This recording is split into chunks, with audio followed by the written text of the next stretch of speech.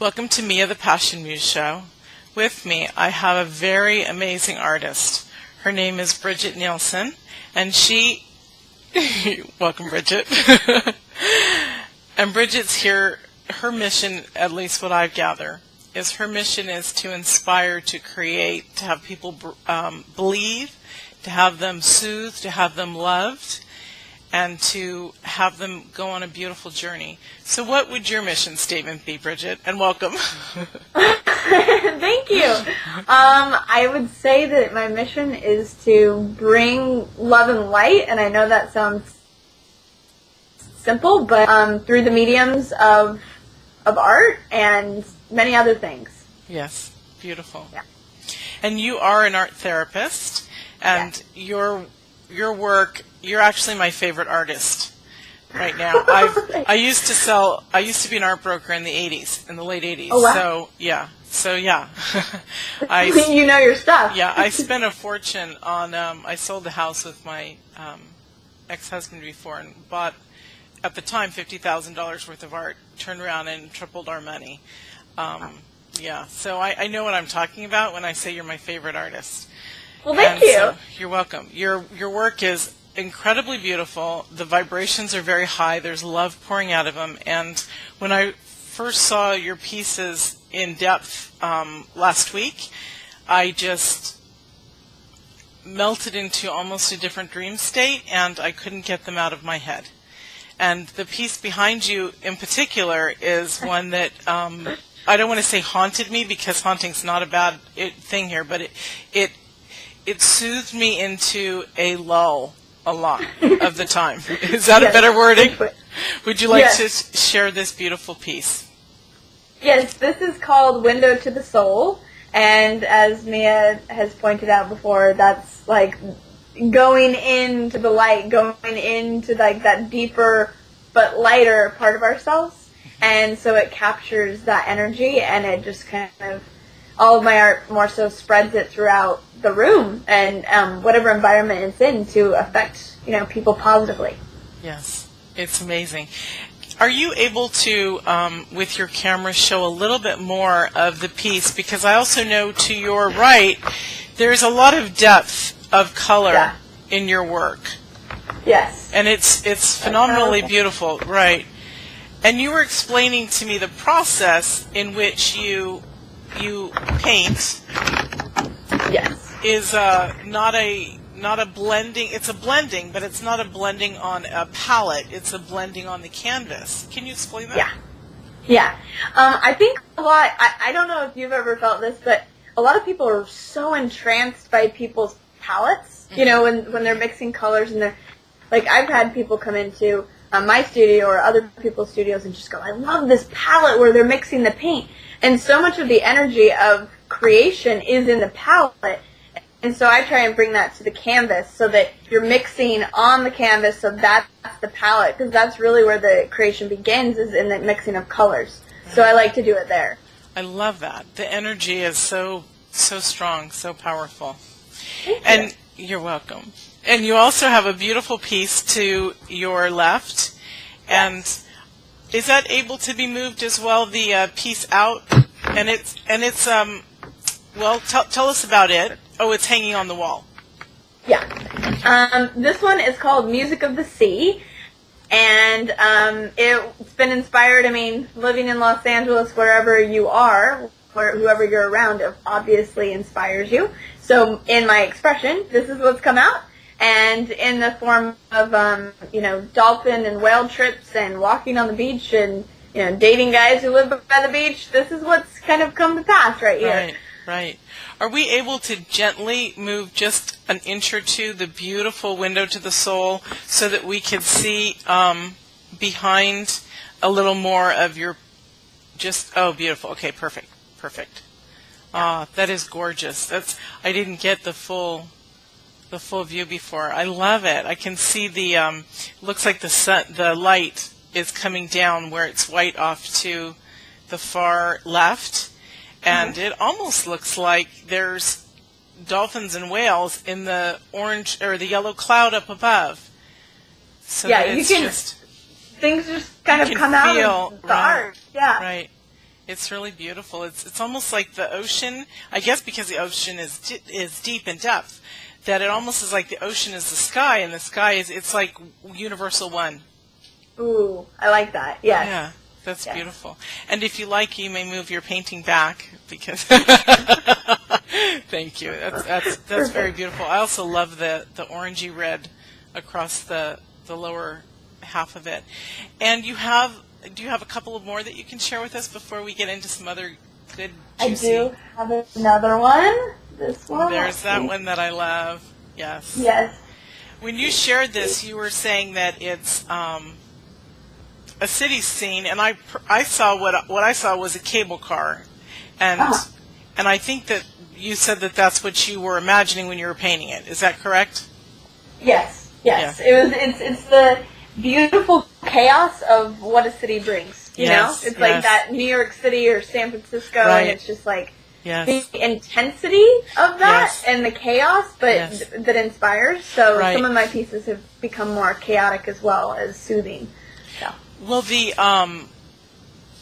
colors in it are so amazingly beautiful. They're rich, but they're soft, so it's not something that's painful to the eyes. It's something that draws you in, that makes you want to continue to look. Yeah, beautiful. Yeah. I love that piece too. Sometimes chaotic paintings can be, dark. They're usually dark. Right. And so then it's like, oh, it's too much. Exactly.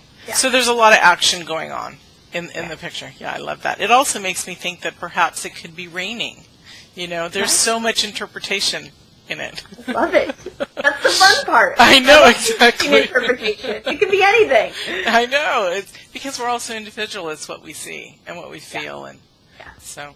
And you showed me another picture also that was a universal ocean, a global. I don't have that with me at the time. Oh, you don't. And I renamed it the global world or the global ocean. I know. I want you to name my paintings from now on. You do a good job. Well, I have to see them, and I have to come to your art shows and all that because they're beautiful. And of course, as a writer, I can talk away as as you're helping people. I can walk people through and just say, look at this lovely piece. What do you think? How do you feel? Perfect. Fun. Well, as an art therapist, you work with people on bringing out, part of therapy is bringing out things that they need to heal. Yeah. And share with us, and then I have some questions I pulled off your website. Ooh. I mean, healing. It's like what is that? What does that mean? And I think more and more with things speeding up in the 2012 energy, it's really what's up for you, like in a day-to-day sense. It's like, I'm feeling this anger. Like, where's this coming from? And usually it's coming from a deeper place, and so the key is for me is to express it and to share people, have them express it too, whether it's and with color or with stroke, if it's like intense anger that's red and brown or whatever it is, or if it's they need the opposite and they might need blues and purples to soothe and heal. So it's just expressing whatever they need, and just that alone brings a lot of healing. Right. That's beautiful. Can you share with us the healing possibilities? I love this on your website. It talks about communicating with loved ones that have passed on through art. Yes. I'm gonna get you on all of them that I saw. Yay! That's one of my favorite things to do. And I love doing personalized pieces, and especially with people, that have had someone pass, because, I mean, I'm a medium as well, and so it's one of those things where people, you can tell them details about, oh, your grandma had this kind of ring that had this engraving, which is fantastic, and that's relevant for some. But for me, it's like I capture the energy through whatever the color is of their essence, like their soul, which always exists. Right. It can always be tuned into, and so I just capture that and bring it onto the paper, and it moves in a very, very deep way. And so that's one of the things that I do. That's beautiful. And is this on regarding somebody that's, I know you do it for living souls, but is this somebody who has passed on? Uh-huh. Oh, yeah. Perfect. Yeah. That's beautiful. And they love to be, the spirits actually really like to be captured in that way, because it is more there, if there is pain, with how they lived in their life, this is a bigger expression of them that's really their true soul essence, which they may have not gotten to live or display in their life. Right, which is very powerful. That really is. Yeah, beautiful. And you also work with people on discovering their soul healing, their soul memory? Yeah. Soul memory, it encompasses so many things. It can encompass karma, past life, things in your auric fields, all those things that make us the, dimensional beings that we are and give us our richness. But so what it does is more so brings light to those areas that we're unaware of. It's like we need to be aware of, that past life so that we can move on in this life. So it's bringing light to our soul. Right. Okay. And have you ever worked with anybody where within a piece, it feels like there's multidimensional past lives, or do they just focus in on one past life? It usually, I've noticed that it's begun chunking. I like to call it. So there's usually past life themes. So it's like I'm having the past life theme of being a victim, or the past life theme of being a mother archetype or a perpetrator. And so you can clear and, understand, bring light to, like a whole kind of segment of your soul at once, since things are speeding up. And it's nice to know the individual stories, but it's good, too, to bring the whole thing, forward, like, as a whole person into your future. So. Right. Oh, I love that. That's awesome. Wonderful. And there is, you also work with the terminally ill and the elderly. Yes. That must be really amazing. Yes. It's one of those things where, of course, the elderly, not as recognized in our Western culture as being, carrying that wisdom, but they do. And so it's the wisdom of this life, which is so beautiful, and it's also, you're catching them right at the window. Whether it's 1 month from death or 5 years sometimes, it's one of those things where they open up and have all the wisdom of this life, but they have, they're even more multidimensional. They're like children, but in a positive way, where their imaginations are free. So it's really beautiful working with them. That is beautiful. And also, the terminally ill, and part of them are elderly, but the terminally ill, does it release fear when you work with them? Because a lot of people have not released that fear before they go. It's absolutely. One of the things that obviously happens is people are afraid of death. Right. And that can be just because they, identify more with their physicality and, with that kind of a density. But also because they've had past lives that, they've been burned at the stake, or they've been shot, or this or that. And so coming to that point brings it up in all other time spaces at once. So when I work with them, it brings all of it up so that it can clear and they can fully transition peacefully in a more infinite way than they thought before. Wow. How do you do things under hypnosis at first? Do you meditate? Do you calm them? I met you at a Tibetan sound bowl healing night. Yeah. So, there's so many modalities on raising our vibrational level to get to that point where we can open up and be free. Right. I think I want to say that it's really the intention. I think that our souls, the person that is doing the facilitation, right, they're just holding the space, of the high healed vibration for you. They're not really healing you. They're just holding that for you. So it brings, your vibration mixed with their intention and their, vibration, really with that brings everything up and completely transmutes it and clears it. So, of course, the guides and the angels are helping so much, but the individual's soul intention is really what creates, transformation. Do you find that people who have come to you who have these either terminal illness or the elderly, who know that they're going to pass, do you find that they've already begun to find these modalities that help them open up, that they've been working on that, or have you gotten some raw people where they're just so raw with new emotion as opposed to, when we work on ourselves, we become, we heal faster, we are not as afraid. Yeah. And yeah, it's usually pretty raw. I mean, that's what I thought. A lot of the time with, say, the elderly, I mean, younger terminally ill, it's a little bit easier because they were at the veil sooner. But with the older ones, they've been so, entrenched in this expression for so long that they're kind of, clenching. And the thing that's a service is the veil, because they're going, I'm clenching onto this thing that I think is so real. But then my dead father walked into the door and says it's okay to pass. And so it's this dance that's very interesting. Wow. That's very, I don't want to say emotional, but it's very uplifting, very growthful, very extremely impactful onto your experience, and to share that with people more, I think, more people for us to understand who are not terminally ill or not elderly. It's very vital, I think. Right. And so right. that's a beautiful, I'm so glad that I saw that on your website, because I didn't even realize it.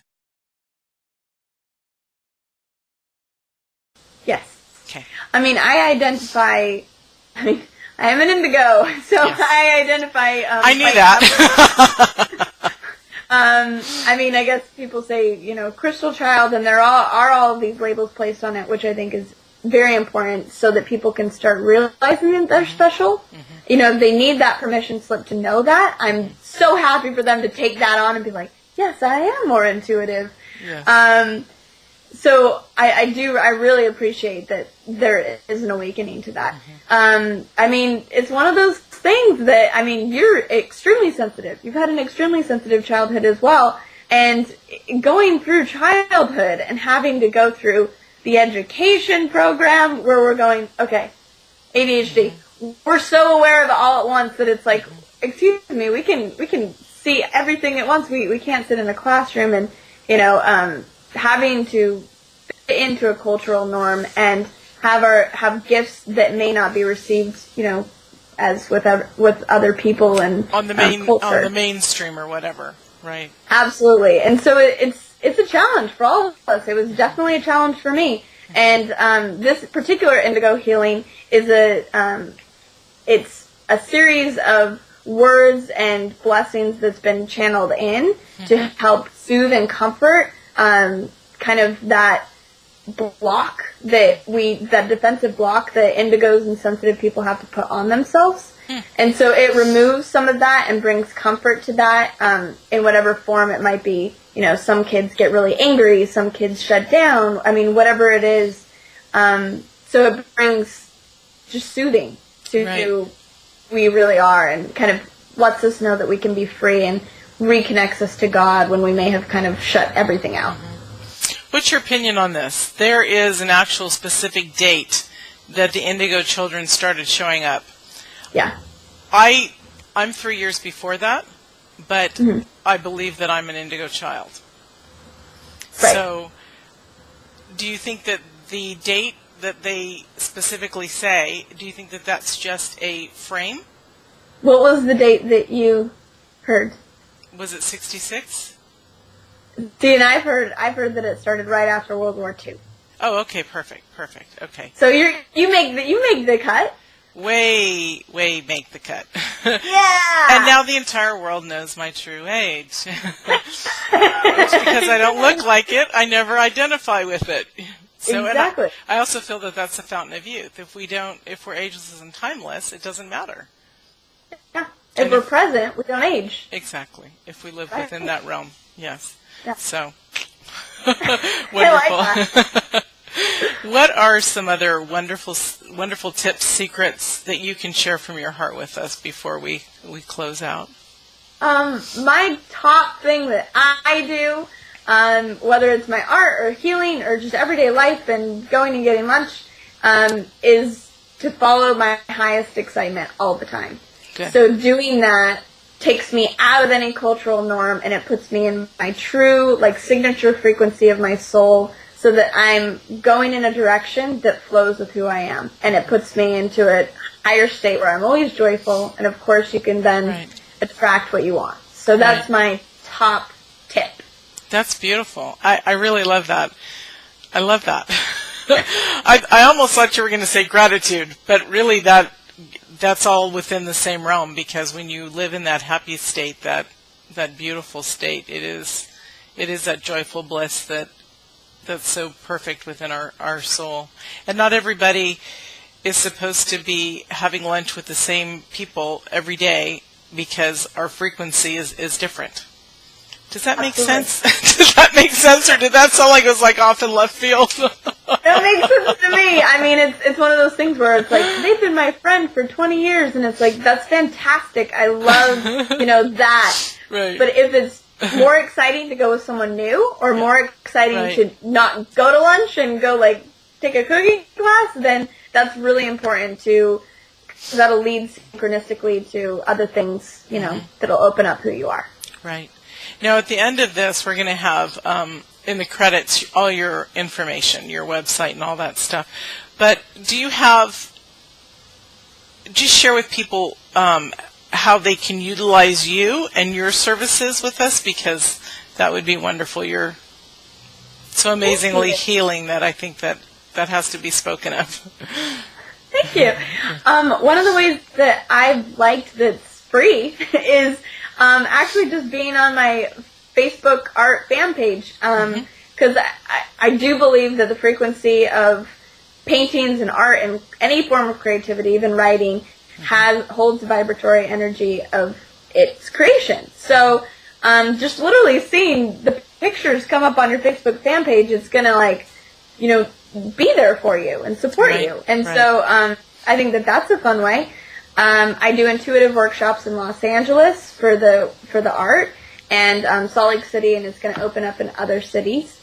And my paintings are for sale. You can do sessions with me.